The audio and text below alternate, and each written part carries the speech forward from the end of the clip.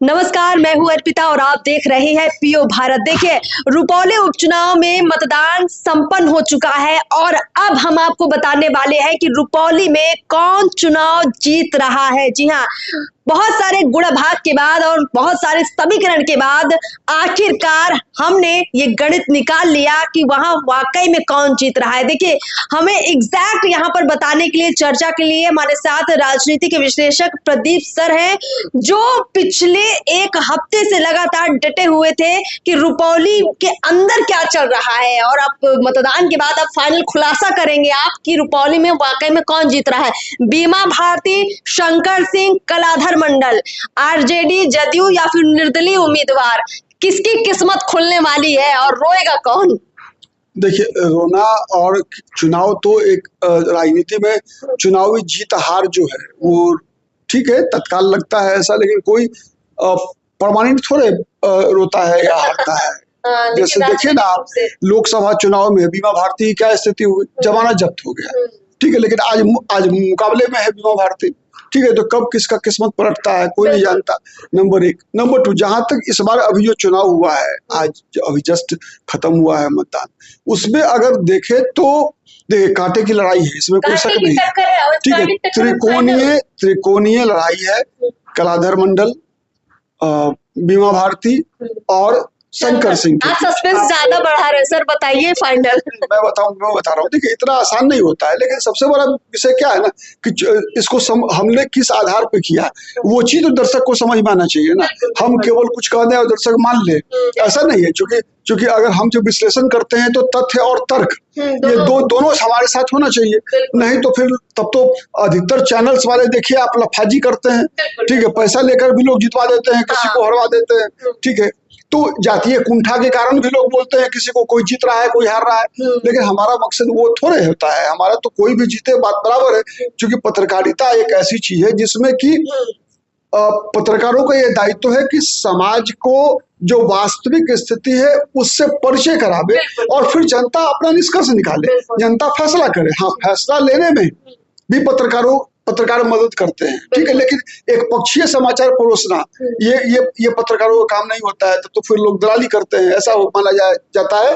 लेकिन तो जो सच्चाई है वहां ग्राउंड रियलिटी ये है, देखिए कि रुपौली विधानसभा सीट पर सबसे बड़ा फैक्टर क्या हुआ है कि इस बार एक ही जाति से दो मजबूत उम्मीदवार हैं। पहले भी रहे हैं मजबूत उम्मीदवार, कलाधर मंडल पहले भी लड़े हैं निर्दलीय, बीमा भारती भी लड़ी थी पिछली बार, लेकिन कलाधर मंडल जब पिछली बार निर्दलीय लड़े थे तो मात्र 6000 वोट मिला था। लेकिन इस बार कलाधर मंडल जदयू के टिकट पर है, वो नीतीश कुमार के कैंडिडेट है। नीतीश कहा जाता है ऐसा कि अति पिछड़ों का वोट उधर ही जाता है जिधर नीतीश कुमार जाते हैं। नीतीश कुमार ने कलाधर मंडल के लिए काफी ज्यादा कैंपेनिंग किया, नीतीश कुमार ने इस सीट को प्रतिष्ठा से जोड़ लिया है। नीतीश कुमार ने यह तक कहा है वहां जाकर कि बीमा भारती तो मेरे बलबूते पर चुनाव जीतती है, उसको पढ़ने लिखने तक नहीं आता है, उसको हम एक तरह से इंसान बनाए। तो कलाधर जीत रहे हैं कि हार रहे हैं? नहीं, वही बात पहले समझने का तो प्रयास कीजिए, ठीक है। तो लेकिन एक उल्टा क्या है कि अब तक बीमा भारती नीतीश कुमार की प्रत्याशी होती थी, इस बार लालू यादव की प्रत्याशी है, मतलब तेजस्वी यादव की उम्मीदवार है। तेजस्वी यादव का जो परमानेंट वोट बैंक है, जो समीकरण है माई, ठीक है, वो माई क्या है कि संख्या एक तो कम है वहां पर, दूसरा अति पिछड़ी जातियां माई समीकरण के लोगों से डरती है। तो क्या सब कुछ परिणाम निर्भर करेगा कि क्या अति पिछड़ी जातियां जो बीमा भारती को वोट देती आ रही है जदयू के नाम पर, क्या वो यादव और मुसलमानों के साथ वो उन्होंने वोट किया है? सवाल नंबर 1 है। सवाल नंबर 2 ये है कि शंकर सिंह, देखिए अभी तक जो लगातार 2005 के बाद से 2024 तक का चुनाव है, इसमें कभी भी आरजेडी, सीपीआई या कांग्रेस, चाहे वो विधानसभा का चुनाव हो चाहे लोकसभा का चुनाव हो, कोई भी चुनाव हो, ना तो चुनाव जीती है ना मुख्य मुकाबले में रही है, दूसरे नंबर पर भी दे रही है। सर आपका इशारा मुझे समझ आ रहा है, आपका इशारा, ठीक है। हाँ। चाहे सीपीआई लड़ती थी विधानसभा चुनाव तो तीसरे नंबर पे, पिछले बार भी देखिए आप, पिछला 2020 का जो विधानसभा चुनाव है जिससे बीमा भारती जीती जदयू के टिकट पर, लेकिन उन मुख्य मुकाबले में कौन था? शंकर सिंह थे लोजपा के टिकट पर। ठीक है। लोजपा के टिकट पर 2005 में फरवरी का चुनाव शंकर सिंह ने बीमा भारती को हराकर ही जीता था।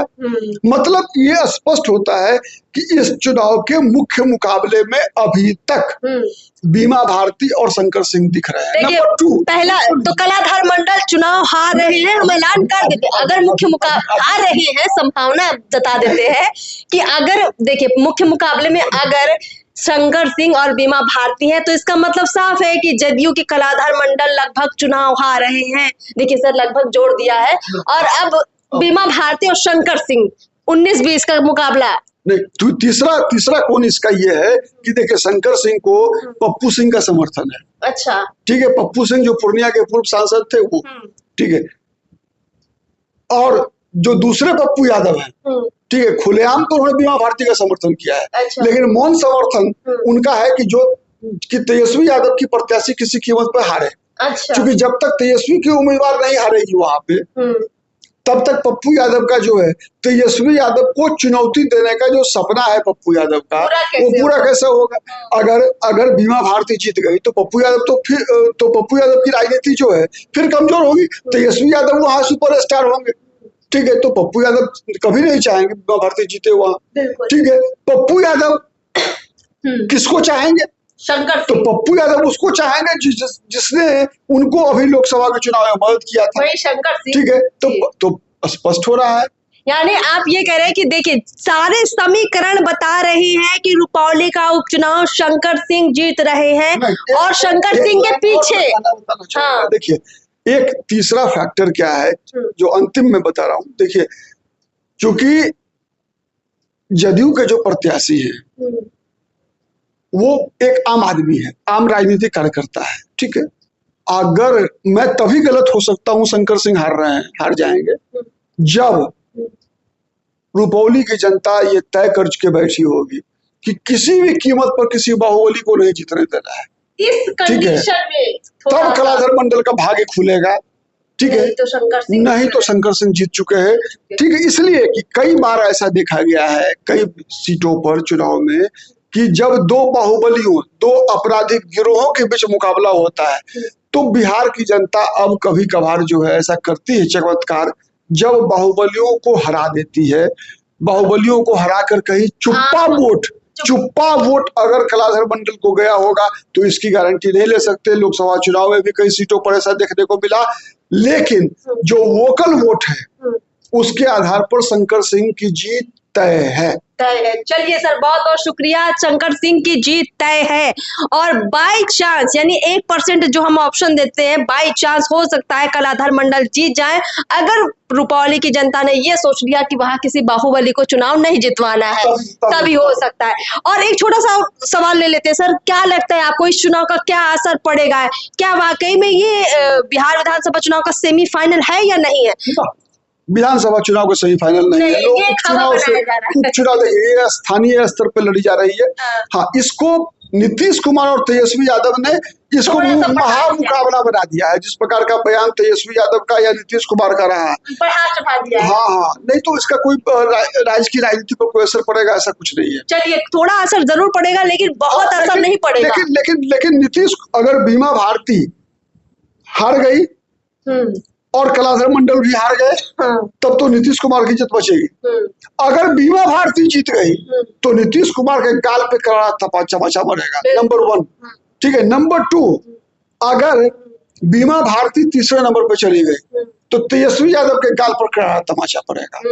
ठीक है।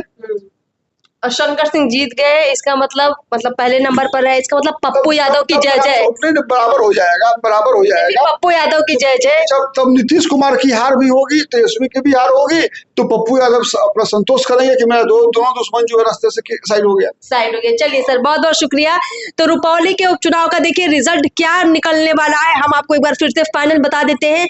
तीसरे नंबर पर कलाधर मंडल रह सकते हैं, दूसरे नंबर पर बीमा भारती और पहले नंबर पर निर्दलीय उम्मीदवार शंकर सिंह रहेंगे। जी हाँ, यही परिणाम सामने आएगा 13 जुलाई को। हमने समीक्षा करके बहुत सारे गुणा भाग करके आपको ये रिजल्ट बताया है। हमारी पूरी नजर लगातार रुपौली के उपचुनाव पर रही है। तो दर्शकों, आपका क्या अपना रिजल्ट है? देखिए, हर किसी का एक एग्जिट पोल होता है और पीओ भारत का भी ये अपना एग्जिट पोल है और हम आपको लगातार जितने भी एग्जिट पोल बताते हैं या दिखाते हैं उसमें लगभग 90% हमारे परिणाम सही साबित होते हैं। आप भी अपना एग्जिट पोल रखिए, देखते हैं कि 13 जुलाई को क्या होता है। चैनल को सब्सक्राइब कीजिए। नमस्कार।